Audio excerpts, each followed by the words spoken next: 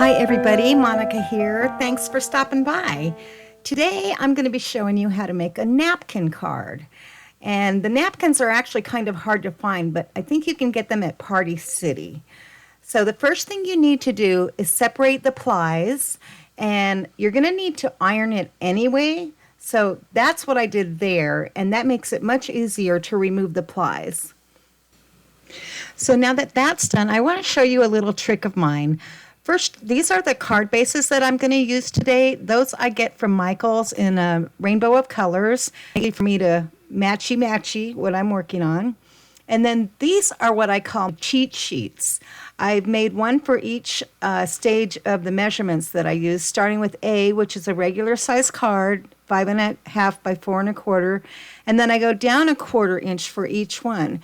So when I'm looking to make a layer that's going to go on top of the card base, I usually grab the one that says B, and then I cut my lids, which are those white pieces right there. That's what I call my lids, to be what the measurement is on the B card, and that way I don't have to do any math. I have to remember it, but I don't have to do any math. So now I'm just going to mark the paper napkin where I'm going to be able to cover the lid at the size B easily. So that's all I'm doing right there. So then I cut the second napkin. Now you're going to have to adhere these, and you can use double-sided adhesive sheets.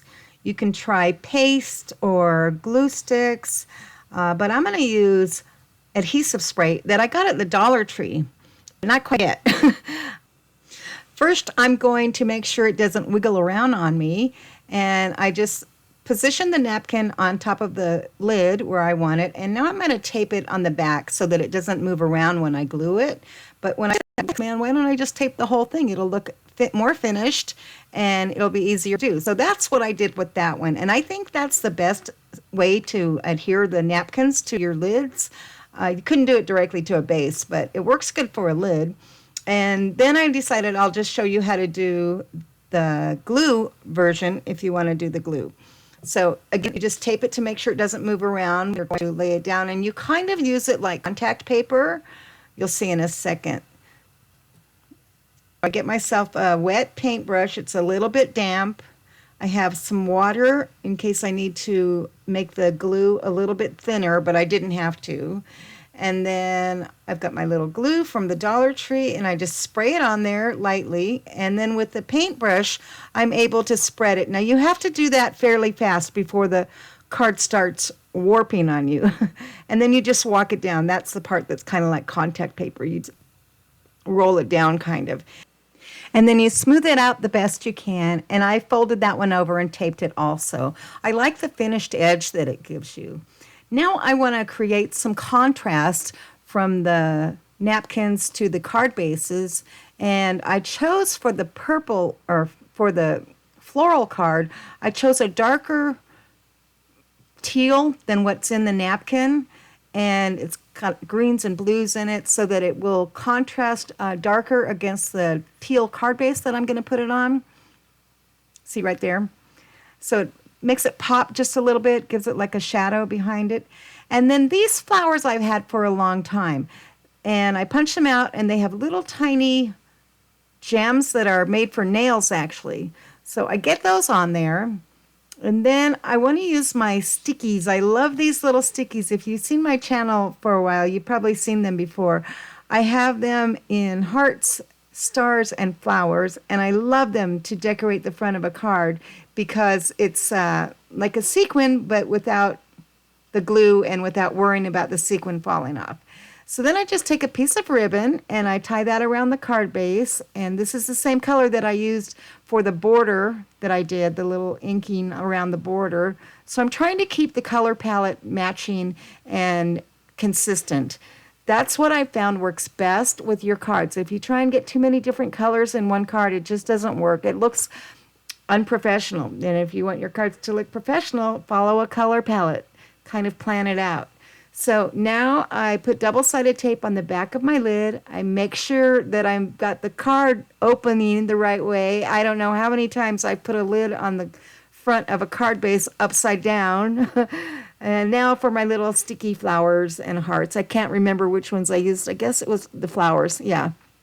Here, you can usually do them in clusters of 3, and 3 clusters of 3 works good. But I don't know what I was doing here. I look kind of spastic trying to figure out where to put them.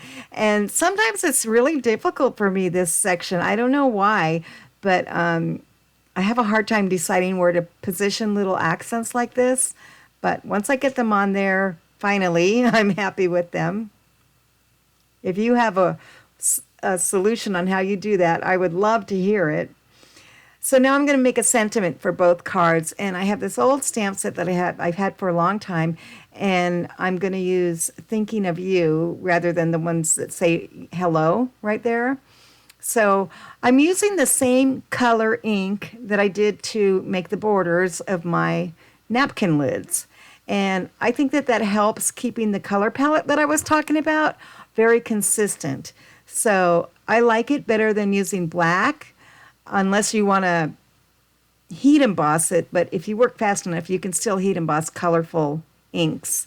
And then I found a couple of dies that work perfect. And this is nice when you can cut 2 dies at the same time.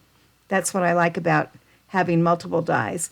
And when you put your washi tape on there, you should be careful not to put it completely over the front part of what you're cutting. You'll see when I try and take the top one off, the green one right there sticks just a little bit. So that's why you want to keep your washi tape outside of what you're cutting. Okay, now again, to keep the color consistent, I'm going to do the same effect that I did on the front of the card bases to the sentiments. And I grab my little sponge daubers, which I love, and then I go very, very lightly and very little around the edges of both the sentiments. Sometimes you can go all the way in towards the word and without going to the word, and it'll kind of give the word a halo effect. It's really pretty, but I didn't do that here. I just did the edges real pretty. I love this look. Soft, feminine, and it goes with both of the card bases, or the napkins that I chose. So now I have some foam tape, and I'm just going to put that on the back of both of those so that I can pop them up off the front of the card and give it some dimension. All right, so when I'm positioning my sentiments on the front of my cards, I always try and make sure that there's breathing room from the sides. Sometimes people put them too close to the edges and it makes it look awkward. So try and think about that, where you give it some breathing room and it'll look a lot better. Okay, so I just finished up the front of the sentiment with a couple more of my stickies, and that card is pretty much done. I love the way that came out. It's simple, elegant, pretty, and uses very little resources. So now for this card, I did not like the blue of the flowers. It doesn't match the card anywhere. The napkin, there's no light blue color in the napkin, so I tried to remove them, but I could not.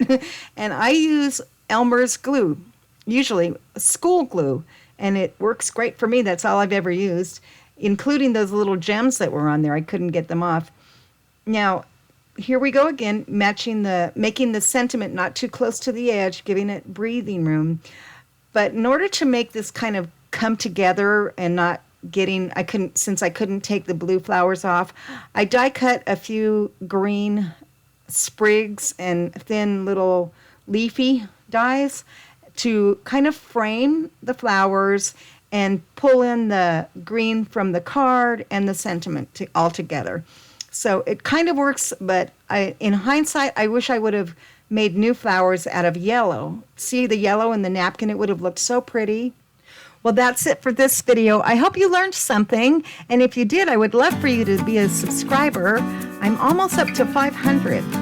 Look in the description for more information, links to products, and to my card swap that we're doing on Facebook. Come and join us. It's a lot of fun. I'll talk to you later, guys. Bye.